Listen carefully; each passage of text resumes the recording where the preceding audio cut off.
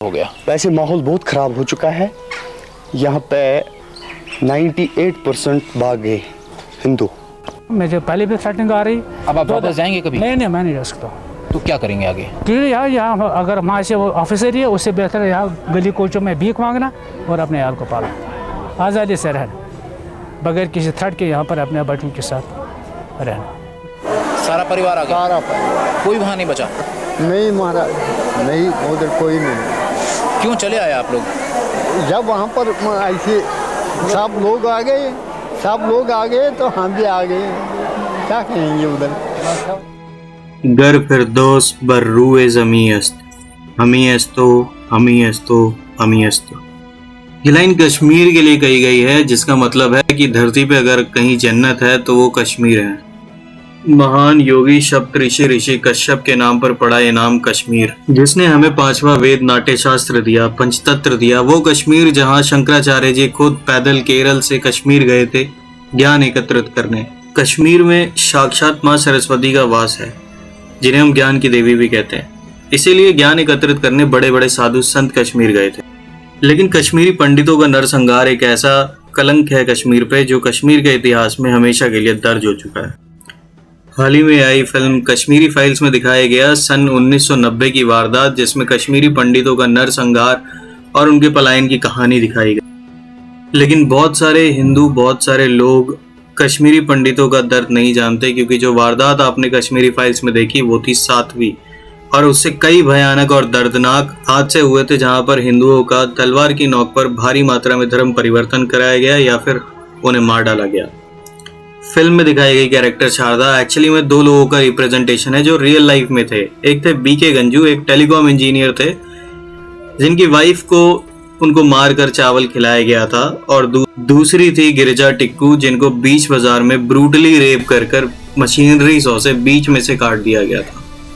जन्नत कहे जाने वाले कश्मीर में आखिर ये सब क्यों हुआ?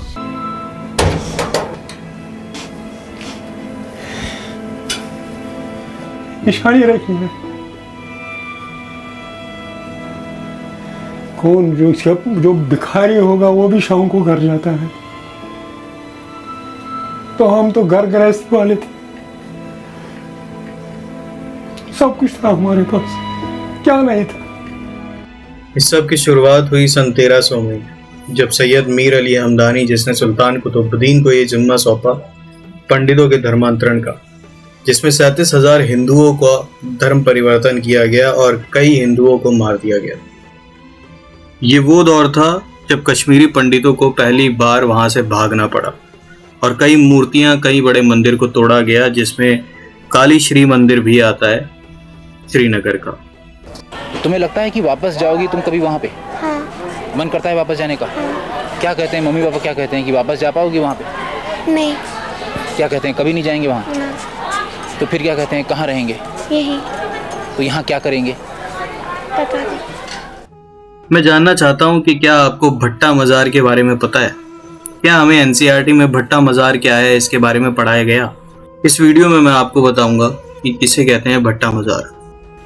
खैर, दूसरा एक्सोडस हुआ था सुल्तान सिकंदर द्वारा, जिसको बट शिकन भी बोलते हैं। उसने कश्मीरी भट्टों को ये नारा दिया था जो आप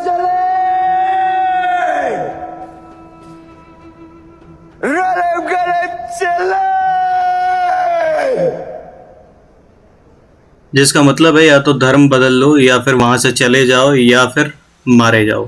कहते हैं सिकंदर ने इतने भट्टों को यानी ब्राह्मणों को मारा था जिनकी जनेऊ इतनी ज्यादा इकट्ठी हो गई थी कि 60 टीले बन गए थे। 1 लाख से भी ज्यादा ब्राह्मणों को डुबाकर मार दिया था और बाकियों को जलाकर। और आज उस जगह को हम कहते हैं भट्टा मजार। सन 1506 फतेह खान, जिसके और भी नाम है जैसे मूसा रैना, नुसरत रैना, इराकी, मोहम्मद शाह काजी चक, जिसने 24,000 पंडितों का धर्मांतरण किया और कई पंडित जिन्होंने धर्म बदलने से मना कर दिया उन्हें मार दिया गया, जिसमें कई बुजुर्ग, कई बच्चे, कई महिलाएं जिनको मारा गया और कई लोगों को वहां से जान बचाकर भागना पड़ा। ये वो समय था जहां उन मुसलमानों पर भी अत्याचार हुआ जिन्होंने पंडितों की मदद करने की कोशिश की। Future with marginal help from the government. Why they ask should we be refugees in our own country? हम डर गए उन लोगों से, फिर हमने सब सामान उठाकर यहाँ आए हैं। दुखी इसलिए है कि इसकी 3 बेटियां हैं, बड़ी बेटियां हैं, मैं भी इसकी एक बेटी हूँ। ये इसलिए रोती है, हम क्या करेंगे।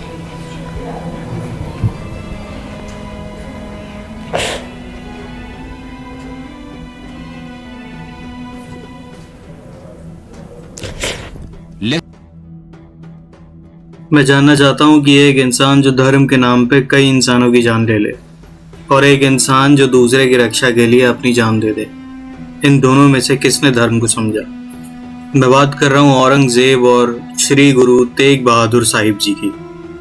औरंगजेब के सेनापति इफ्तिकार खान ने पंडितों और बाकी पीड़ितों के आगे 2 ऑप्शन रखे, या तो कन्वर्जन या फिर मौत। पर इससे बचने के लिए पंडितों ने गुरु जी की सहायता मांगी, जो सिख संप्रदाय के 6वें गुरु श्री हरगोविंद सिंह साहिब जी के 5वें बेटे थे, जिन्होंने औरंगजेब की शहादत कबूल करने से इनकार कर दिया और बलिदान दे दिया। जब हम अपना सामान लेकर आने लगे तो वो बोलते इधर की कमाई इधर ही रहेगी, तुम खाली आ जाओ। हम खाली 3 कपड़े में आए वापस। और इतिहास ने फिर एक बार खुद को दोहराया और पंडितों पर अत्याचार हुआ, औरतों का रेप हुआ और बच्चों का कत्ल। और जो पंडित वहां से भाग सकते थे वो वहां से भाग गए। दरअसल उस दौर सिर्फ पंडितों पर अत्याचार नहीं हुआ था, उस दौर सिख, ईसाई, मुस्लिम, बुद्ध, जिसने पंडित का साथ दिया था उन सब पर अत्याचार हुआ था। सीधे साधे पंडित, सीधे साधे लोग वहां पर जो किसी समय पर मेजॉरिटी में थे वो एक समय बाद माइनॉरिटी बन गए और सीधे साधे लोग तलवार की नोक पर भगाए गए, मारे गए और बदले गए और अपने ही देश में रिफ्यूजी बनकर रह गए। वहाँ पे डिसाइड कि जिस घर में हिंदुओं को जो भी टेनेंट्स रखेगा वहाँ पे बॉम्ब ब्लास्ट हो जाएगा। तो क्या नाम दे सेड कि when my parents went they said कि आप क्या यहाँ करने आ गए हो, खुद भी मरोगे हमें भी मरवाओगे। Looking for employment, we met a school teacher from Shopian who has started learning how to sew in order to earn a living. अगर हमें कहीं सिलाई का काम मिल जाए तो हम कर लेंगे, कहीं कढ़ाई या सिलाई या टाइप शर्ट हैंड। शर्टर तो आता नहीं, टाइप तो आता है, तो मैं वो अगर किसी जगह हमें वो जॉब मिल जाए तो मैं कर लूँगी। सन 1753 में फकीरुल्लाह पंडितों के पीछे हाथ धोकर पड़ गया और जो पंडित वहां से पूंछ और काबुल भाग पाए वो भाग पाए और जो वहां रह गए उनको फिर अत्याचार का सामना करना पड़ा। आदमियों को बेरहमी से मारा गया और औरतों और बच्चों पर भी दया नहीं बरती गई। शेख अब्दुल्ला ने भी आवाम को पंडितों पर तरस ना खाने का लॉजिक दिया और हुआ।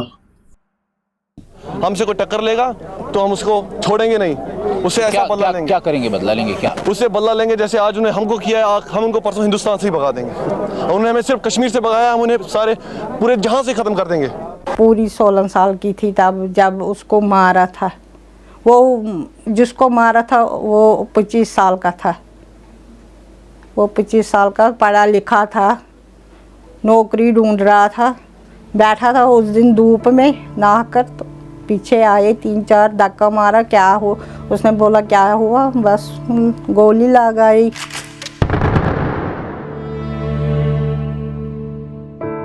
नहीं, सारे पड़ोसी नहीं हैं, सारे नहीं, उनको भी बाहर के है। हम नहीं बोल सकते, सारे नहीं है, पड़ोसी नहीं है।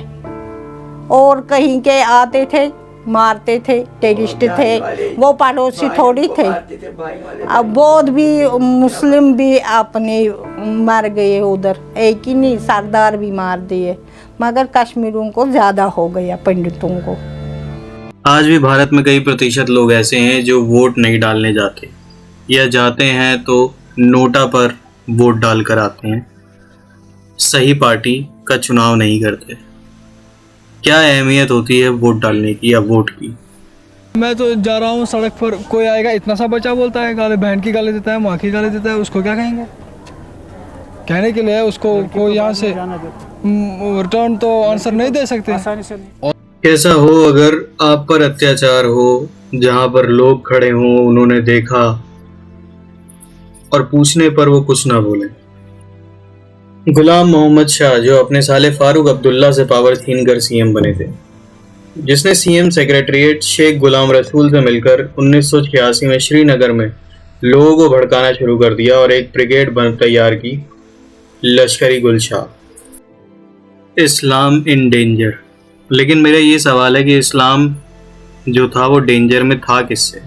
किसका खतरा था इस्लाम को उस समय? कश्मीरी पंडितों का। खैर, इसका समर्थन कांग्रेस के प्रेसिडेंट मुफ्ती मोहम्मद सैयद ने किया।